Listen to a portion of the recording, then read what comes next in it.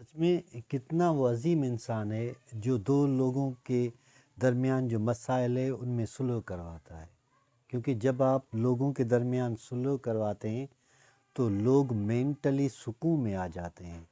उससे पहले वो आपस में झगड़ते हैं, तन्हाई में एक दूसरे से बदला लेने के लिए सोचते हैं, या फिर ऐसी उलझन में फंसे हुए होते हैं कि उनसे न कोई और काम होता है, ना ही वो झगड़े से जान छुड़ा सकते हैं। देखा गया है कि जो शख्स हमेशा और लोगों के दरमियान आ जाता है और बड़े नुकसान से बचाता है, उनके दरमियान सुलह करवाता है, वो एक बेहतरीन इंसान होता है। अगर दीनी पॉइंट ऑफ व्यू से देखा जाए तो जो सुलह करवाता है उसकी नेकी मैं तो समझता हूँ कि और जो नेकियां हैं उनसे भी बढ़कर हैं, उसका सवाब उसको ज़रूर मिलेगा। मगर इस मुआशरे में जितनी नेकी सुलह करवाने में मिलती है उससे ज़्यादा गुनाह उस शख्स पे होता है जो दो लोगों को आपस में लड़वाता है।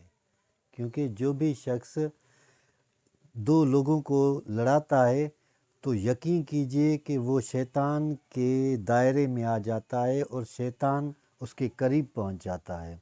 इसलिए कहा जाता है कि हमेशा कोशिश करें कि ऐसे शख्स से दूर भागें जिसकी आदत हो कि एक शख्स की बात लेकर दूसरे शख्स तक पहुंच जाए, या एक पार्टी की बात लेकर दूसरी पार्टी तक पहुंच जाए और उनके दरमियान आपस में झगड़ा करवाता है। क्योंकि जब आप किसी के दरमियान झगड़ा करवाते हैं तो कई नस्लों तक ना वो कोई तरक्की कर सकते हैं, ना ही वो किसी मेंटल पीस में आते हैं या सुकून के साथ रहते हैं। इसलिए कहा जाता है कि लोगों के दरमियान सुलह करवाएं, क्योंकि ये एक बेहतरीन अमल है।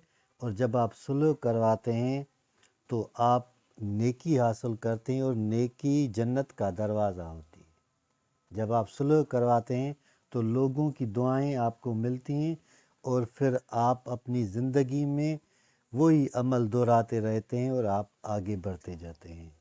लोगों के दरमियान सुलह करवाएं ताकि मुआशरा बेहतर हो जाए।